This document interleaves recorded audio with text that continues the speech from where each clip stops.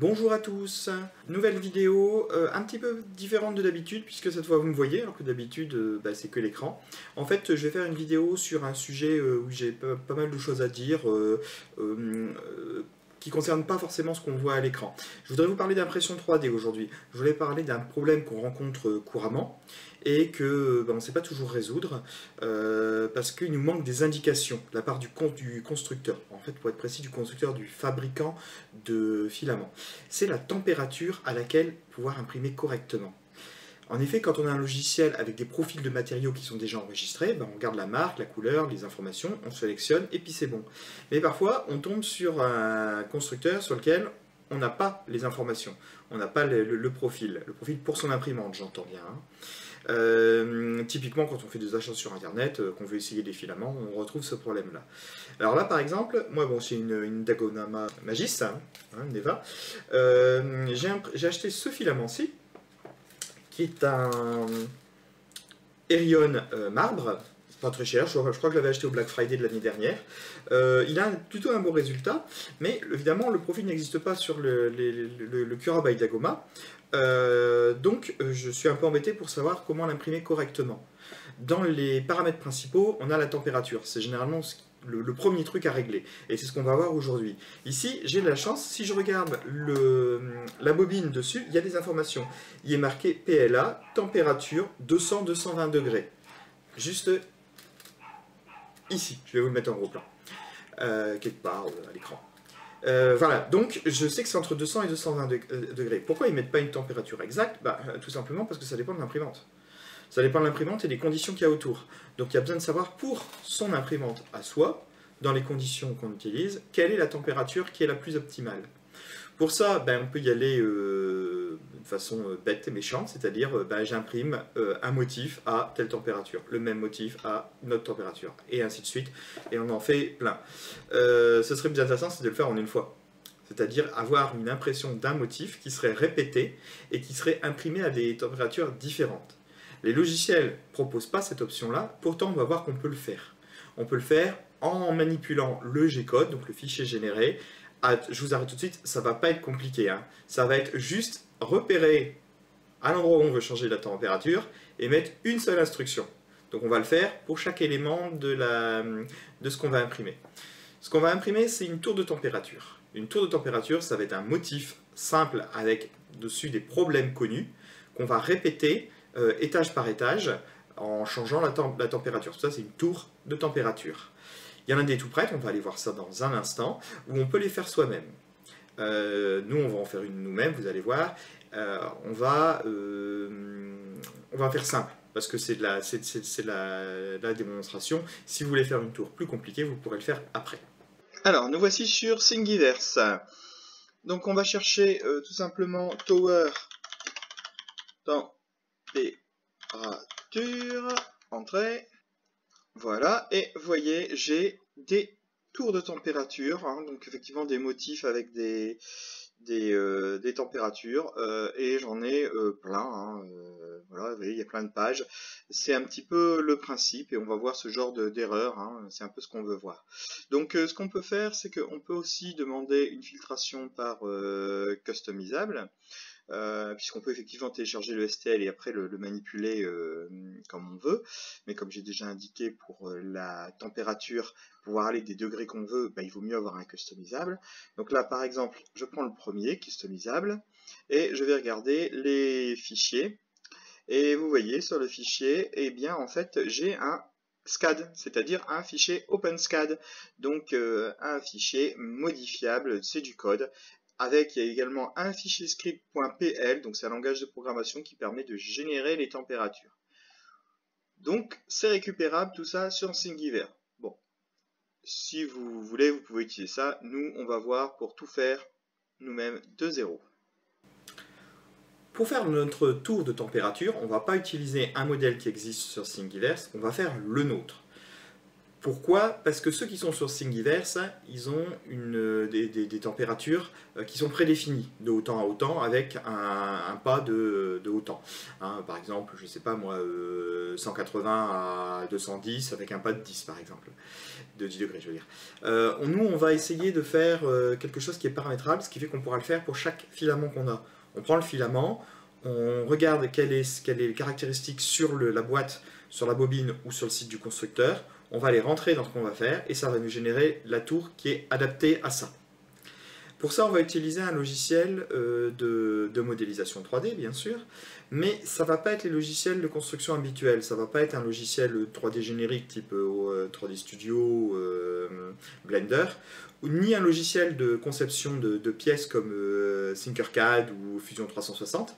Non, on va utiliser un logiciel qui permet de programmer la forme 3D par code. Donc on va faire un programme qui va générer la tour. Ça va être un programme simple, hein, comme je l'ai dit dans l'introduction, on ne va pas faire quelque chose de compliqué pour l'instant. Vous pourrez, si vous voulez plus tard, ajouter dans ce modèle des choses plus compliquées pour tester des cas et des problèmes que vous pouvez rencontrer sur votre imprimante. Hein. Un petit exemple, ici on n'aura pas de tour toute droite, de tour très mince et toute droite, qui entraîne souvent des décalages sur les imprimantes. Ben, il n'y a rien qui vous empêchera d'ajouter ça. Donc on va utiliser le logiciel qui s'appelle OpenSCAD, avec un langage très simple, hein, plutôt des primitives qu'un langage, même si on va retrouver des flux de contrôle comme des boucles, des conditions, ce genre de choses. C'est pas une nouveauté à Ordiverse. En effet, il y a un cours OpenSCAD qui existe, que j'ai donné à Ordiverse, enfin, que j'ai donné. Il est en cours. Ça a été interrompu par la Covid-19, mais on avait un atelier, c'est pas vraiment un cours, c'est plutôt un atelier de manipulation au fur et à mesure où on apprend à utiliser OpenSCAD. Bien sûr, je vais le continuer au club, mais je vais aussi en faire une vidéo. Hein, comme j'ai fait Node.js il n'y a pas très longtemps, là je vais faire je ne sais pas en combien d'étapes, je vais faire l'atelier via une vidéo. Alors je ne sais pas ce que ça va donner un atelier, parce que c'est pour vous manipuler, mais bon, on va essayer, on va voir ce que ça donne. Hein. Donc ici, on va utiliser cet OpenSCAD-là. Comme le cours n'est pas forcément connu de tout le monde, on va faire des primitives géométriques très simples. Le principe, c'est le suivant, c'est qu'on va faire une fonction, comme en programmation, une méthode, qui va générer un étage de la tour. Hein. Cet étage, il aura un ou plusieurs problèmes, donc là on va mettre un, et une indication pour indiquer quelle est la température pour cet étage. Cette fonction, elle prendra en paramètre, notamment la température qu'on veut afficher. Donc ce qu'on va faire, c'est qu'on va faire on va faire un carré, enfin un rectangle, dans lequel on va percer un losange. Ce qui va nous faire des angles comme ça, enfin pas 45 degrés vu que c'est un rectangle, donc pas un carré, mais on va avoir des angles comme ça qui partent, puis des angles comme ça. Et au milieu, ce sera creux. Hein.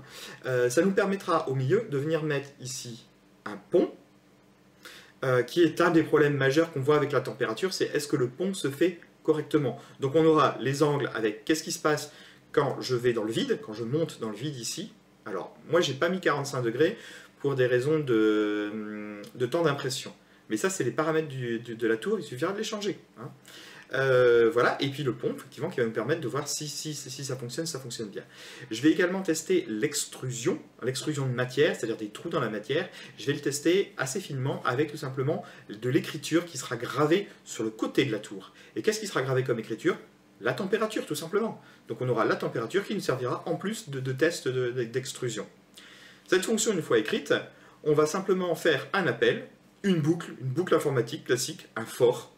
Hein, où on va aller de la température la plus haute à la température la plus basse. La température la plus haute sera en bas et la température la plus haute sera en haut. Et dans cette boucle, bien sûr, on aura un incrément. Est-ce qu'on fait tous les 10 degrés? Est-ce qu'on fait tous les 5 degrés? Est-ce qu'on fait tous les degrés? Voilà. Tout ça, ce sera des paramètres du programme. Tout en haut du programme, on viendra mettre des espèces de constantes, même si en réalité c'est des variables, on mettra des valeurs où on va indiquer la température la plus haute, la température la plus basse, le pas qu'on va vouloir utiliser, et puis ça on pourra le modifier à chaque fois qu'on veut faire une tour de température. On ouvrira notre programme, on changera ces paramètres-là, on lancera le calcul, on exportera le STL, et après on fera les manipulations qu'on veut pour en faire, pour venir modifier effectivement la température.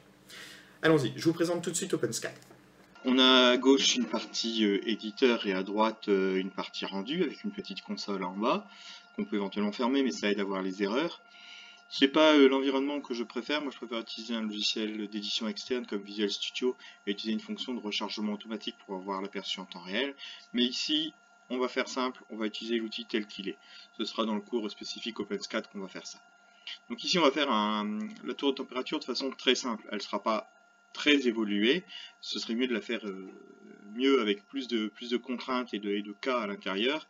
Mais comme on n'est pas en train de voir OpenSCAD et que j'ai pas encore fait le cours d'OpenSCAD, pour le moment, je vais faire ça. Vous voyez ici, j'ai déjà tout mis en commentaire. Il y a 50 lignes au final. Donc c'est pas un gros script. Comment ça marche? Très rapidement, je vais vous montrer. Je vais mettre une petite primitive cube pour faire un cube. Et je vais spécifier à l'intérieur des dimensions, en donnant la dimension sur chaque axe. Par exemple 10, 20 et 30. Voilà, j'appuie sur F5, vous voyez sur la droite, j'ai un cube qui a été calculé. Très bien, je réinitialise la vue par défaut, je vais retirer le cube et on va commencer. Donc encore une fois, je ne rentre pas dans le détail de la réalisation, ce sera le cours OpenSCAD qu'il faudra regarder pour ça. Donc, pour pouvoir réaliser la tour, c'est plusieurs étages identiques. Donc on va créer l'équivalent d'une fonction en programmation classique qui fait une marche. Et puis après on appellera la marche avec des paramètres. Donc elle est ici, ça se fait comme ça. On indique module, le nom et les paramètres. Et on vient mettre entre accolades le contenu de la fonction.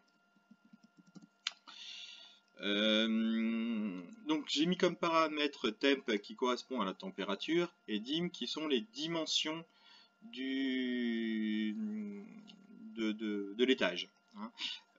On va les définir en constante au début du fichier, dimension, 25 sur l'axe X, 10 sur l'axe Y et 10 sur l'axe Z. Bien sûr, on peut changer en fonction de ce qu'on a besoin. Et on va faire un petit appel déjà. Donc voilà, je vais décommenter ceci, tile, et puis ici je vais mettre une température en dur pour le moment, je vais mettre 230 degrés et je passe mes dimensions. Donc voilà, là j'ai fait l'appel de la fonction avec 230 en température et les dimensions. Donc si je fais F5 pour l'exécuter, bien sûr j'ai rien, puisque ma fonction ne fait rien. Mais en tout cas ça compile, il n'y a pas d'erreur. Donc, première chose à faire à l'intérieur, c'est qu'on va récupérer les dimensions, parce que les passer sous forme de vecteurs, là, ici, c'est pas pratique. C'est plus pratique pour les calculs d'avoir directement la valeur de la largeur, depth, donc la profondeur, et de la hauteur, dans des variables. Donc, c'est simple, ça s'exécute comme un tableau dans un langage de programmation classique. On met accolade 0, 1, 2, donc X, Y, Z. Donc là, ici, ça correspond à ma largeur, ma profondeur et ma hauteur. Donc première chose à faire, on va faire, alors ce que je vais faire c'est un espèce de cube percé sous forme de losange avec à l'intérieur une passerelle. Pourquoi je fais ça? En fait c'est la passerelle qui m'intéresse beaucoup, c'est de voir à la température, à chaque température, si on arrive à faire un pont correct entre deux points qui sont dans le vide. C'est pas le seul point qu'on pourrait tester, on pourrait tester par exemple une tour droite, est-ce qu'elle s'imprime bien ou pas, mais comme je vous ai dit tout à l'heure, on va faire une première version simple que vous pouvez customiser si vous voulez, si vous connaissez déjà le langage, si vous voulez apprendre le langage, ou alors il faudra attendre que je fasse la formation pour ça. Donc je disais un cube avec un losange et la passerelle au milieu. Pourquoi un losange au milieu? Tout simplement parce que les étages vont être l'un au-dessus de l'autre. Donc il faut qu'ils partent d'une base plate et je ne vais pas faire un pont au-dessus du pont. Ça n'aurait pas d'intérêt et en fait comme il serait plus grand que le pont du dessous, à certaines températures on sait que ça ne marcherait pas. Donc je vais faire ce que j'ai dit. Donc je commence par faire un cube. Voilà, la forme de base. Je vais la faire aux dimensions. Alors je ne vais pas faire largeur, hauteur, enfin profondeur et hauteur, hein. Ici normalement il devrait y avoir H, hein. Je vous le mets avec le H, hein. Voilà, on devrait avoir un cube comme ça, mais pour le moment je le mets avec, je vais le faire en cube, pas en rectangle. Pourquoi? Parce que c'est difficile de faire un losange à l'intérieur d'un rectangle, alors que c'est facile de le faire dans un cube. Donc on va le faire dans un cube, et après on déformera le cube pour qu'il ait la taille du rectangle qu'on veut avoir. Alors ensuite j'ai mis center égale true. Alors ça sert à quoi? C'est que vous voyez que mon cube sur les trois axes, il est au centre de l'axe, des axes. Hein.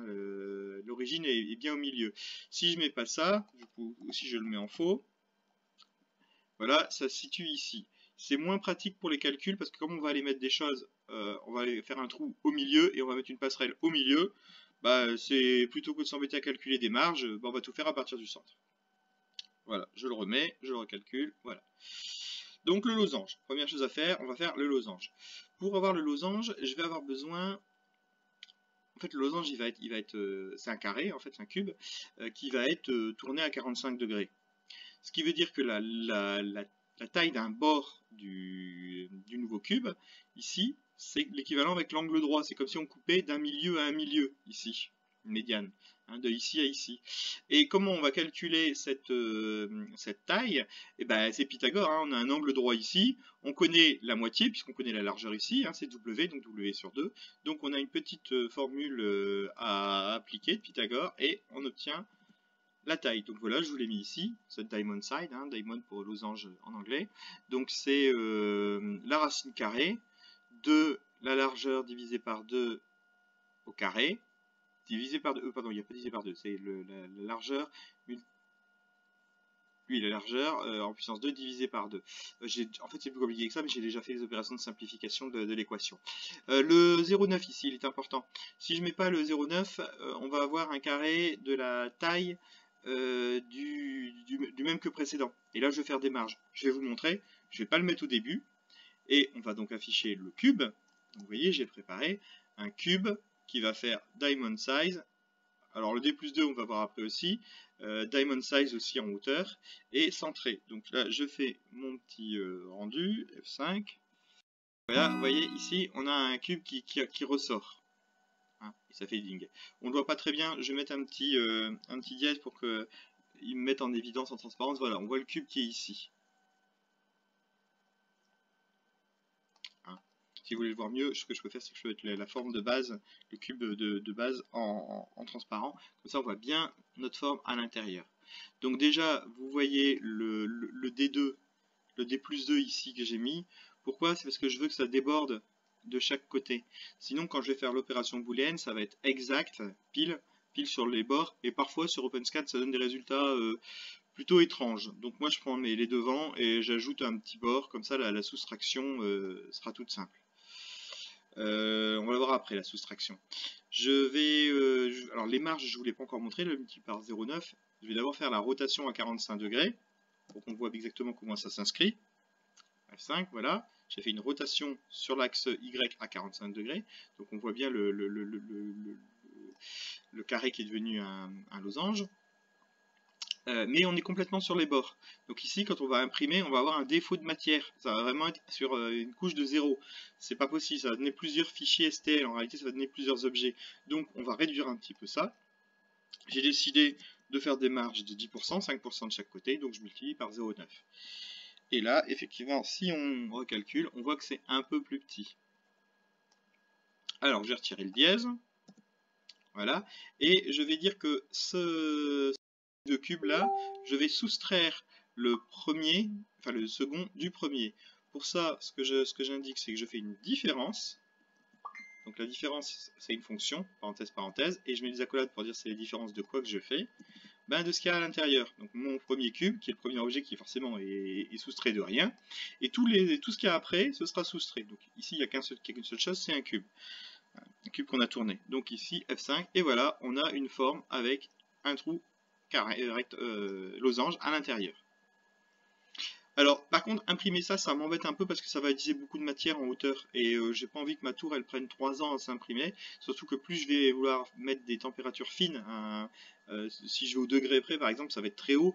J'ai pas envie que ce soit long et que ça mange 50 kg de plastique. Hein. Donc, ce que je fais, c'est que je vais faire un resize, un redimensionnement, à la taille demandée. Donc, resize W, la largeur, c'est déjà en W, donc ça ne changera rien. D pour la profondeur, ça ne changera rien aussi. Par contre, H, là, ça va me le réduire en hauteur, puisque j'avais pris tout à l'heure W comme hauteur. Je vous montre ce que ça donne. Là, vous voyez, c'est beaucoup plus petit en hauteur, et il est déformé. Alors, il faudra bien vérifier que l'imprimante est capable de le faire, parce qu'ici, elle va devoir imprimer à plus de 45 degrés sur du vide. Voilà, ensuite, il me faut rajouter le pont entre les qui est mon test en réalité. Donc le pont, il est tout simple, je vous l'ai mis ici. Donc le pont, c'est un cube, je vais vous le mettre en tout seul, pour qu'on voit que lui. F5, voilà. Hein, c'est un bête cube qui a la même largeur que l'objet qu'on est en train de faire, hein, que l'étage. Il a la même profondeur. Par contre, j'ai mis une hauteur fixe, j'ai mis 2. Hein, la hauteur est fixe, peu importe ce qu'on passe comme paramètre, je le mets toujours en 2. Parce que sinon, si je mets un truc variable, je risquerais d'avoir par moment un truc vraiment trop fin qu'on n'arriverait pas à voir. Donc maintenant, je veux les deux en même temps. Voilà, on voit bien... Oh, ça fait vraiment épais, hein, 2. Non, je vais le baisser, je vais mettre 1. Voilà, ça me semble mieux. Ça me semble beaucoup mieux. Voilà, donc j'ai effectivement ma forme. Par contre, c'est deux objets différents. Hein, donc si je voulais l'exporter en STL, il y aurait deux STL, deux fichiers STL. Donc je vais les faire se rejoindre. Pour ça, je vais faire une union. Tout à l'heure, je faisais une différence. Là, je vais faire une union. Donc je vais faire une union de ma forme de base. J'ai laissé des commentaires qui servent à rien ici. Hein. C'est les commentaires de commentaires. Voilà, alors ça c'est la même façon, mais union, et puis on met en tracolade ce qu'on veut joindre. Donc on va faire une union de la première partie où on avait fait une différence, c'est-à-dire le carré avec un trou losange, et le pont. Voilà, alors je peux le calculer, mais ça fera visuellement ça fera rien hein, comme différence. Hein. F5, voilà, j'ai fait le calcul, on voit pas de différence. Simplement c'est un seul objet maintenant. Ça me suffit pas. Parce que là, il va falloir que je retienne quelles sont les températures, ou que je les calcule de tête à chaque fois. Donc moi, j'aimerais bien l'écrire dessus. Hein, ce qui va me permettre au passage de l'écrire en creux, et donc de rajouter un test complémentaire pour voir la qualité de l'écriture. Donc c'est la partie que j'ai ici mis également en commentaire. Donc on va la faire morceau par morceau. Premièrement, on fait un texte. Voilà. Alors, on le voit pas, enfin si, il est là, hein, il est un peu bizarre. Hein. On va le mettre tout seul hein, pour qu'on voit que lui pour le moment. F5, voilà, on a le texte. Donc là, j'ai mis, c'est la température qui est passée. Hein, donc c'est str de temps, puisqu'on a passé un entier pour le transformer en chaîne de caractères, j'utilise la méthode str. Texte, ça fait un texte. Alors, on a l'impression que c'est un objet 3D, mais c'en est pas vraiment un. On a des problèmes quand on fait ça dans OpenSCAD, je ne connais pas les tenants aboutissements, mais normalement, il faut faire un linéaire extrude pour créer réellement un objet 3D, donc une extruction droite. Voilà, alors je fais F5, ça change rien visuellement puisque ça faisait déjà 2 par défaut l'affichage. Mais là j'ai vraiment un objet qui fait 2 de haut. Alors pourquoi 2 en fait je vais faire un trou de 1 mm et comme tout à l'heure je préfère déborder pour que ce soit plus net. Alors par contre vous voyez il n'est pas dans le bon sens et il n'est pas bien positionné.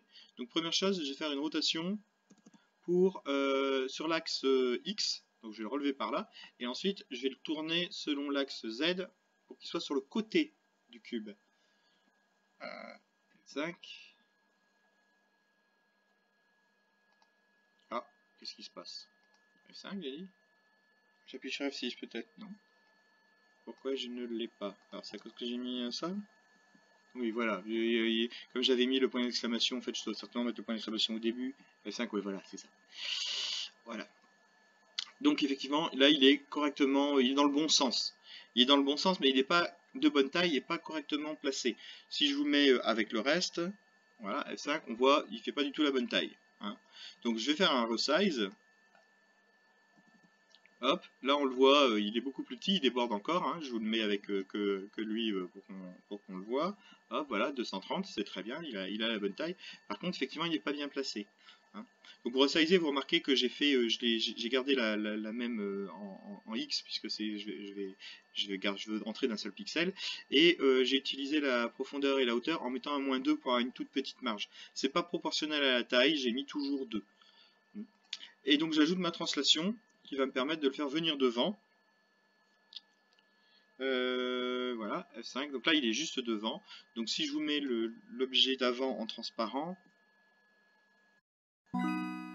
Non, c'était pas le bon bouton, pardon. Voilà, l'objet d'avant transparent. On voit, c'est bien rentré à l'intérieur. C'est la cheval, c'est à moitié dedans. Donc maintenant, je vais pouvoir faire une extrusion. Pardon, une extrusion. Je vais pouvoir faire comme tout à l'heure où j'avais retiré le losange du cube. Je vais retirer le texte de la forme qu'on a pour le moment. Alors ça, c'est comme tout à l'heure, par une différence. Donc, une différence. C'est le creux du texte. Voilà. F5, et ici, vous voyez, c'est creusé. Alors le rendu, il déconne, mais ça c'est parce que là, je fais ça sur ma tablette Surface, qui n'a pas de carte graphique, hein, donc ça fait un peu n'importe quoi. Si vous voulez, je peux vous faire un rendu de meilleure qualité en demandant un calcul. Voilà, là j'ai demandé le calcul qui est normalement un peu plus long, mais bon, là c'est simple, et effectivement, on voit beaucoup mieux l'objet en creux. Dernière chose, ici, ça me plaît pas parce qu'on est au centre. Et ma tour de température, elle, au final, j'aimerais bien qu'elle soit normalement calée sur l'axe des abscisses en 0, 0. Donc je vais rajouter une petite translation pour la repositionner correctement. Donc c'est facile, hein, c'est chaque dimension divisée par 2. Voilà, là il est repositionné au bon endroit, j'ai le nombre dessus, alors ça redéconne puisque je fais le rendu rapide. J'ai un étage. Maintenant, il va falloir faire plusieurs étages. Je vais définir des paramètres. Premier paramètre, la température de début. À combien je veux commencer? Par exemple, je veux commencer à 220 degrés et je veux finir à 190 degrés. Hein, c'est la température la plus chaude vers la température la plus basse. La plus chaude va être en bas et la plus froide va être en haut. Ensuite, j'indique un incrément, un pas. Je vais faire un pas de 5, donc tous les 5. Hein. On peut faire tous les 10 ou tous les 1. Évidemment, la tour va être de plus en plus grande, hein, donc il faut que l'imprimante puisse monter si haut. Et puis, ça va être long. Hein, voilà. Donc là, j'ai juste défini ces valeurs, ces variables-là. On va les utiliser ici en bas. Pour ça, on va faire une boucle for, comme en langage de programmation traditionnel. Alors, ça s'écrit comme ça. For, une variable temp égale, et là, c'est un espèce de vecteur, un centre crochet. Ça, vous voyez, c'est pas des virgules, c'est les 2 points qui sont utilisés entre deux. On part de la température de base, on va jusqu'à la température finale, et on utilise l'incrément comme incrément, multiplié par moins 1, puisqu'on part d'une température haute vers une température basse. Et ici, dans taille, il faut que je remplace le 230 par la température qu'on veut réellement calculer. Alors, si je fais ça, ça va être horrible. Voilà, vous voyez, tout se chevauche. C'est normal, je les ai tous calculés au même endroit. Il faut que je déplace chaque tour, chaque étage, il faut que je les déplace.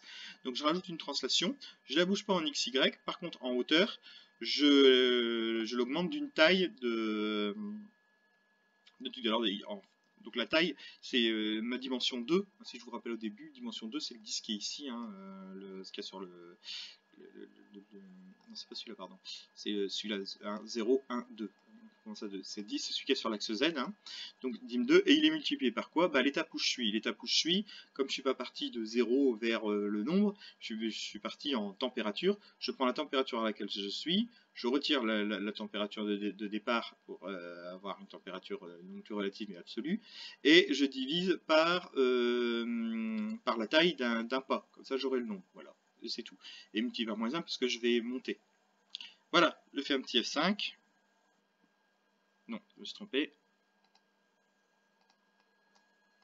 J'ai fait le F6, c'est pas grave, on aura le rendu direct en une fois. S'il va jusqu'au bout. C'est un peu long. Bon, sinon, vous voyez, il y a bien 50 lignes, il n'y a pas grand chose dedans. Voilà. C'est peut-être un peu compliqué quand on n'a pas l'habitude, mais voilà, c'est les formes simples qu'on est en train de réaliser. Et donc, vous voyez ici, 190, 195, 200, 205, 210, 215, 220, et la tour avec les motifs qui se répètent. On pourrait faire à l'intérieur par exemple des ronds pour tester ce que ça donne, rajouter des colonnes, tout ça. Ce sera à vous de faire quelque chose qui correspond à ce que vous avez besoin, ou alors vous téléchargez sur internet. Là on l'a fait, mais franchement on trouve exactement le même type de programme en OpenSCAD sur Thingiverse. Hein.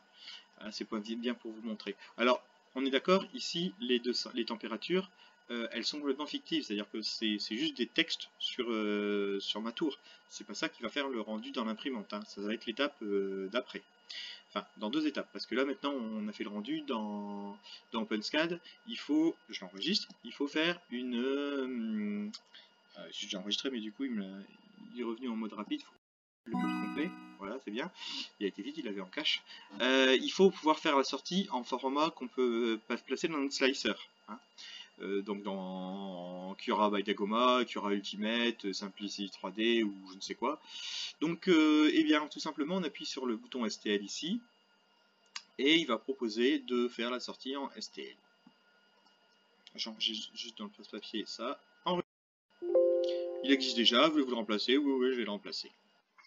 Voici la tour, je l'ai chargée dans mon slicer, donc moi j'utilise le Cura by Dagoma, je vais pas utiliser le Cura normal parce que j'ai pas besoin de beaucoup d'infos, ça me permettra de vous montrer ça avec des réglages simples. Donc on voit tous les étages. Je vais mettre un peu de côté pour qu'on puisse voir voilà, la température, hein, pratique. Donc évidemment, on va faire les réglages minimum. Donc on va pas utiliser un PLA, enfin on va utiliser un PLA générique, hein, ici. Ça va dépendre de. Alors, on est en train de chercher, c'est un filament qu'on ne connaît pas. Donc, pardon, je me suis trompé, autre PLA. Et on va mettre une température. On va mettre la température initiale de la plus haute. Donc, tout en bas de ma tour, c'est du 220 degrés. On peut le faire en creux ou en rempli, ça dépend de ce qu'on veut. Logiquement, il faudrait le faire en creux parce qu'on n'est pas en train de faire quelque chose de compliqué. On s'en fiche de la rigidité de la structure. Par contre, ça va dépendre du modèle qu'on a utilisé. S'il tient pas bien à l'impression, on sera bien obligé d'en mettre. Là, on a fait un format qui est un peu simple et typiquement en largeur, on a 1 cm. J'ai un peu peur que ça marche pas bien. Je vais quand même essayer. Si ça marche pas, je le referai en rempli à 17%. Je vous montrerai le résultat. Ça n'a pas grande importance pour ce qu'on est en train de faire. La qualité des épaisseurs de couche, là je vais faire du 0,2. J'ai pas besoin d'avoir de la précision. Je vais tester ma température. Et puis le support pour impression, ça va dépendre. Moi je vais en mettre un. Je vais en mettre non pardon, pas de support. Non, surtout pas. Là on veut tester les erreurs. Je veux dire une amélioration de la surface de plateau. Pourquoi j'en mets une? Parce que la base est petite et la tour est haute. Donc j'ai un peu peur de ce que ça va donner. Voilà. Et voilà, je prépare l'impression et maintenant il nous faut repérer les hauteurs de couche pour pouvoir modifier nous-mêmes la température dans le G-code. Donc pour ça, ce qu'on va faire, c'est qu'on va repérer les couches en se mettant dans le mode couche. Donc si vous avez un autre slicer, il faut cliquer pour slicer. Hein. Je vais descendre tout en bas. Voilà, en fait, je vais zoomer un peu. Et je vais monter pour trouver la couche où il y a un changement d'étage. Donc là, on est en train de fermer. Là, on a fermé. Donc, il faut que j'aille jusqu'au moment où on va commencer à grandir. Donc là, on continue à baisser. On continue à baisser, c'est-à-dire que c'est toujours le premier étage. Ah, ici, on a commencé à grandir. Regardez, hop, hop. Voilà. Donc, c'est la couche 51 qui est le début de l'étage d'après. 50 pour le premier étage, 51 pour l'étage suivant.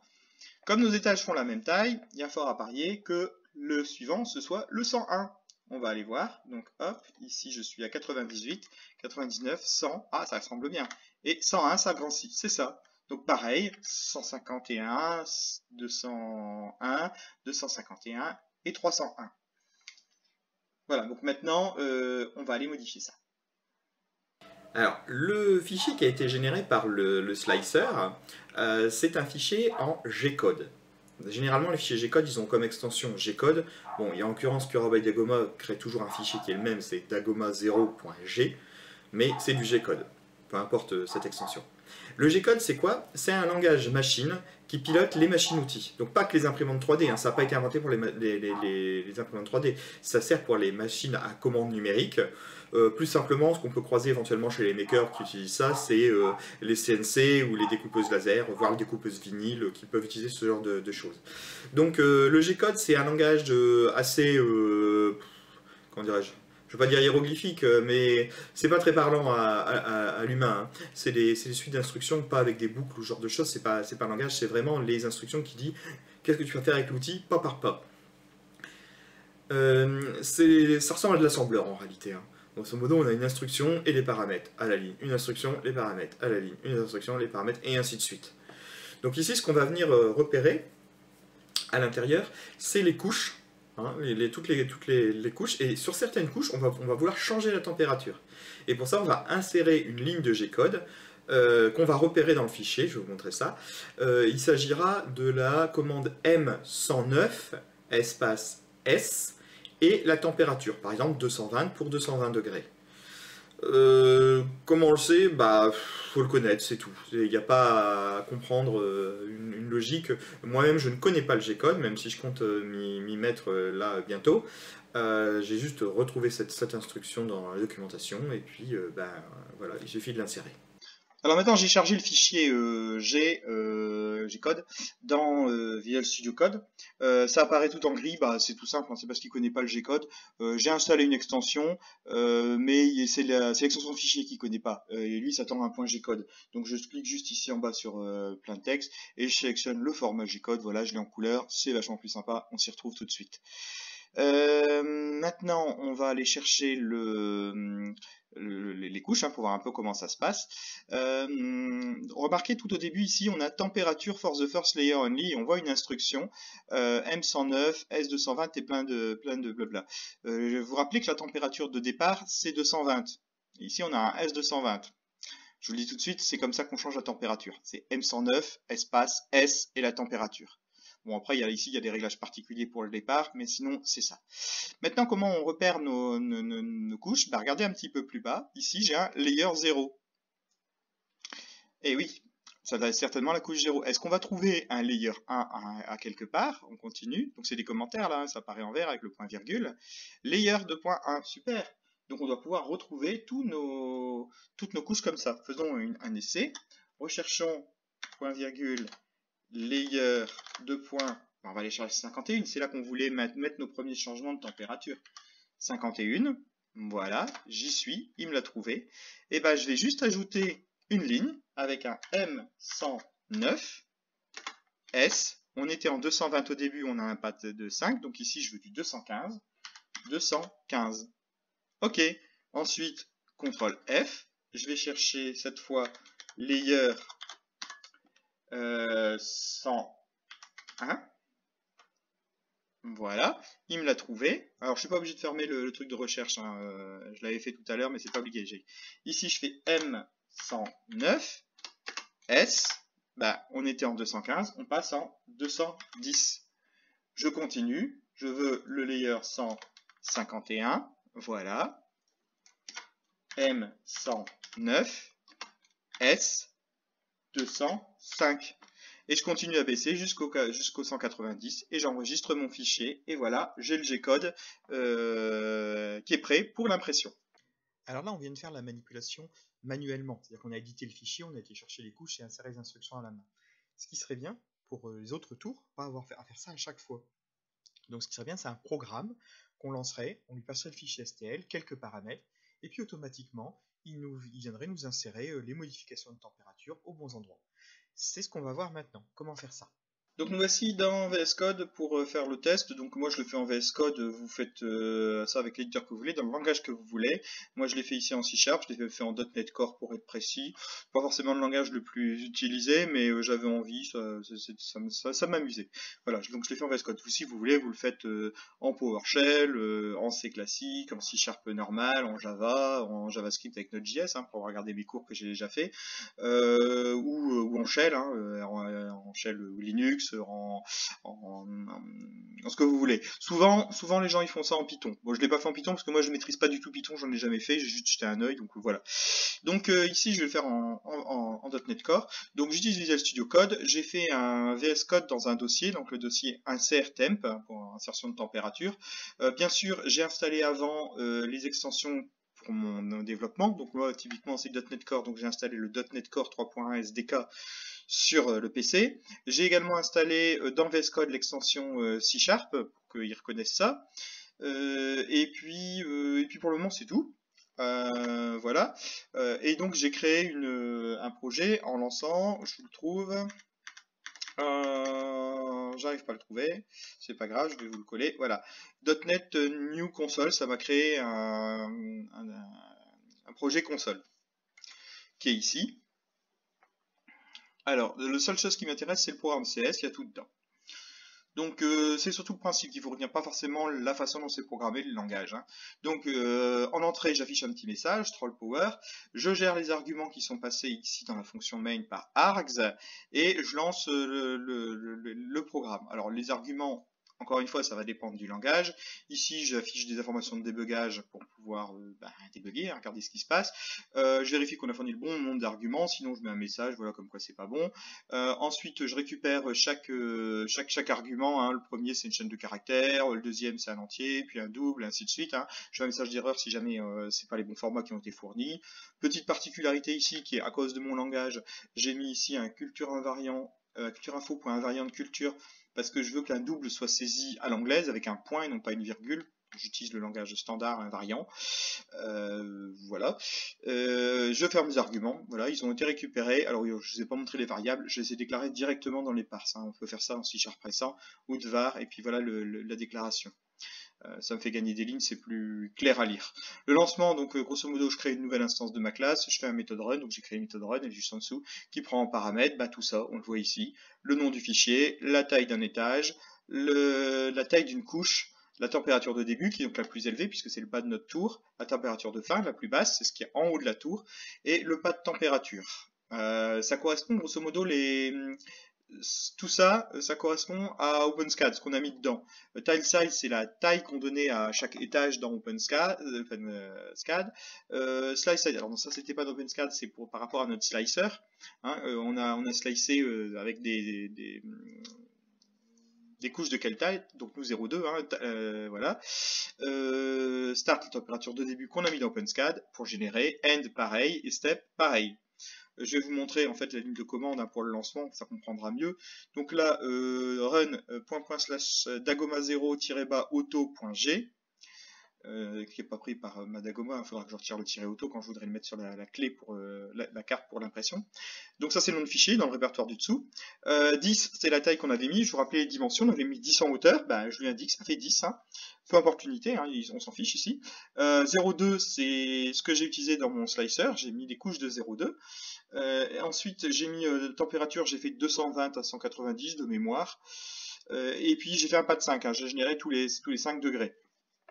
Donc qu'est-ce que ça fait de beau? On regarde à l'intérieur, alors d'abord il y a une partie vérification, j'ai fermé parce que c'est pas important pour la compréhension. Hein, grosso modo, je vérifie que le fichier existe, je vérifie que le début et la fin, on a bien mis dans le bon sens, et que le step il est pas trop gros.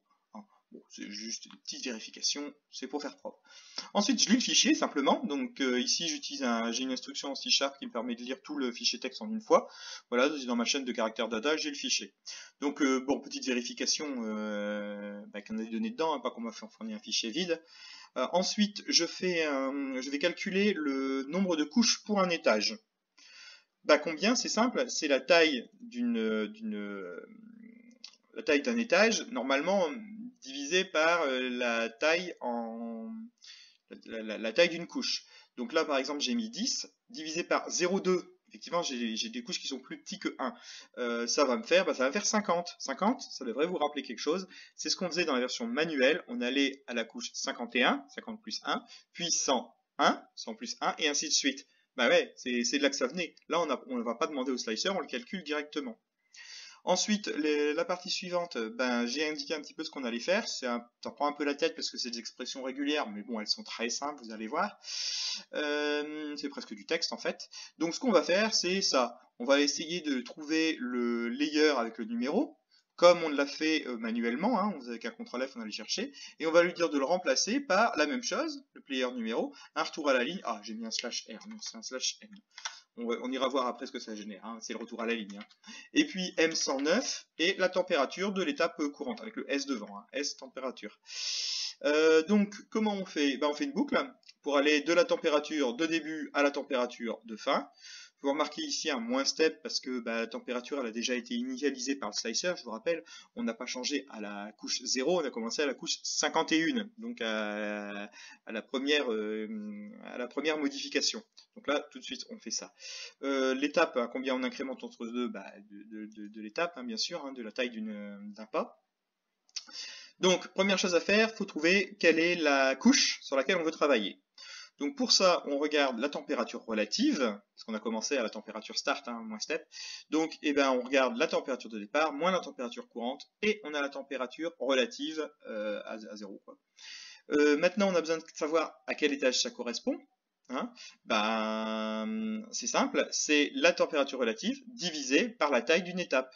Et on aura l'étage dans lequel on est. Est-ce qu'on est à l'étage 0, 1, 2, 3, ainsi de suite.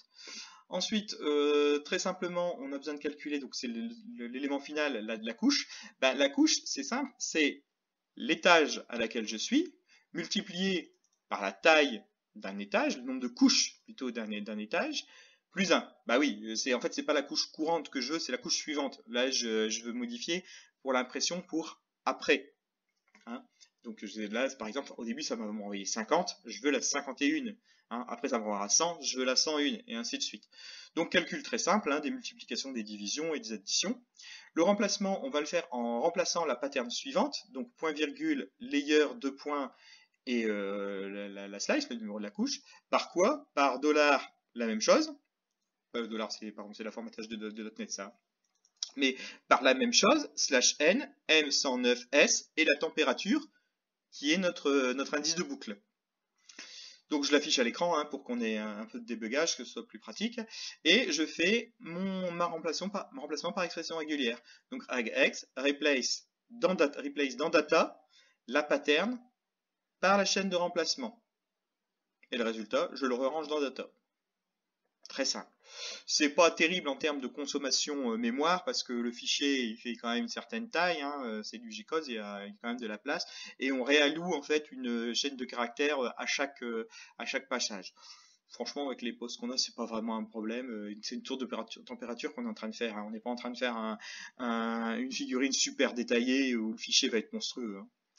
Voilà. Et ben comme c'est une boucle, une fois qu'on a fini dans data, ça veut dire qu'on a le fichier complètement modifié.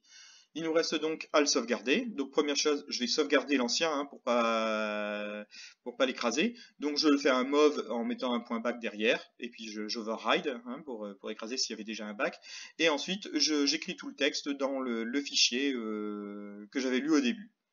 Voilà. Alors on va faire un petit essai. Je le lance. Entrée.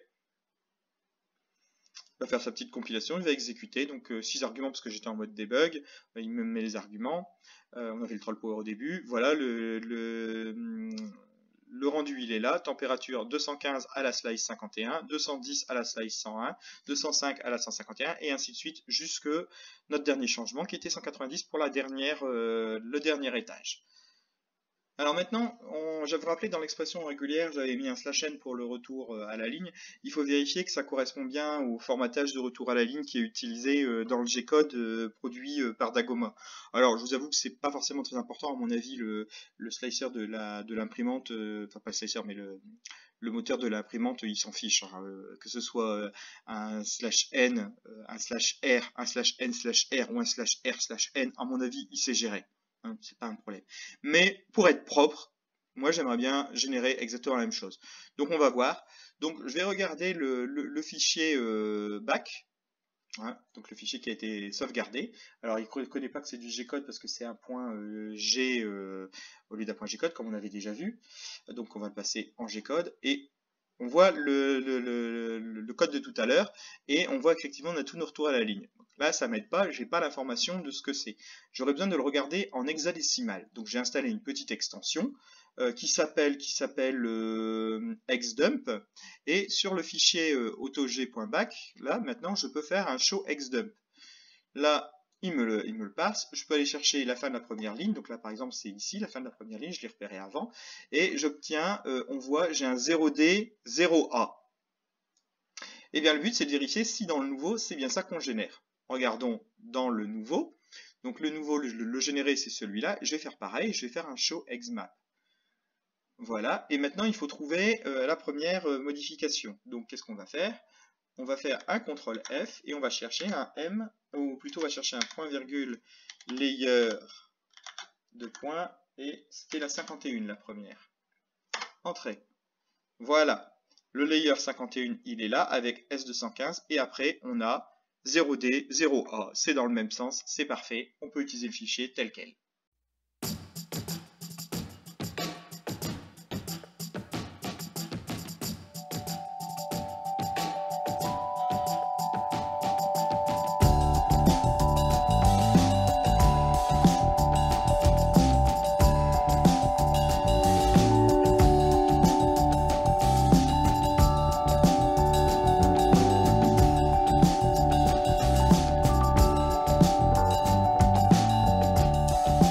Alors voilà, les impressions sont terminées. Donc j'ai fait celle-ci, la première. C'est pas tout à fait les valeurs que j'avais mis dans OpenSCAD et ensuite. Ici, c'est celui que je vous ai montré au début, hein, c'était le marbre. Donc lui, il avait du 200 ou 220. Donc j'ai mis 200, 220 en mettant 5 degrés entre chaque. Alors, ça me donne. Alors, j'avais mis une base hein, pour que ça colle mieux sur le fond. Ça allait mieux parce qu'à la fin, ça tenait pas beaucoup. Hein. J'avais dit que j'allais essayer en creux. Ça a marché sans problème en creux. Hein. Comme il fait les petites surfaces, ça marchait bien. Alors, au point de vue des résultats, d'abord, si on regarde sur l'extrusion, alors c'est flou, ça sert à rien que je vous le montre comme ça, je vais vous le mettre ici, plutôt ici, comme ça vous verrez bien à quoi ça correspond. Mais sur les écritures, elles sont toutes nickel. Il n'y a aucun problème, tout est bon. Éventuellement le 200 où il y a peut-être un trou entre deux, mais c'est juste parce que les zéros sont très proches. Au niveau du rendu de chaque étage, alors pareil, hein, je vais vous le mettre sur le côté ici. Vous avez, comment dirais-je, les ponts ont été réussis à chaque fois. Réussi dans le sens, je veux dire, où il a réussi à faire un pont. Après, ils ne sont pas tous parfaits. Le plus réussi, c'est celui du bas, c'est-à-dire celui qui est à 220 degrés. Hein. Après, il est pas mal à 215. Celui de 210 est complètement raté. Celui de 205, ça va. Celui de 200, il est moyen quand même. Hein. Donc, on pensait que c'est le 220. Mais le 220, il n'est pas bon au niveau de son... de la base. On voit sur la montée de la montée à droite, ça fait beaucoup de petits filaments en truc, c'est en trop, c'est pas bon. On le retrouve pas sur les autres montées, ça. Hein. Donc c'est vraiment sur le 220. Donc si je le retire et que je garde le 215 et le 205, bah, j'ai grosso modo à peu près la même chose. Je dirais que on peut prendre l'un ou l'autre. Hein, l'un ou l'autre ça marche, donc moi je ferais sûrement du 215 pour être plus sûr avec la température, mais les deux fonctionnent. Donc voilà, ça c'est intéressant parce que si j'avais pas fait cette tour de température et que j'avais pris par exemple 220, ça m'aurait fait des résultats dégueulasses, et si j'avais pris le 200 ça aurait peut-être été un peu déformé, on voit sur le dessus c'est un peu déformé. Voilà, j'espère que cette vidéo vous aura intéressé et vous aura appris quelques éléments. Je pense que la tour de température c'est vraiment quelque chose qui est intéressant et qui permet vraiment de bien régler la base de Garrigue. En fait, c'est la base, ça va permettre d'avoir le premier paramètre principal qui va permettre d'avoir des belles impressions malgré des filaments qui sont plus ou moins inconnus et en évitant de faire trop de tâtonnements. Voilà, et bah sur ce, je vous dis au revoir et puis à une prochaine vidéo.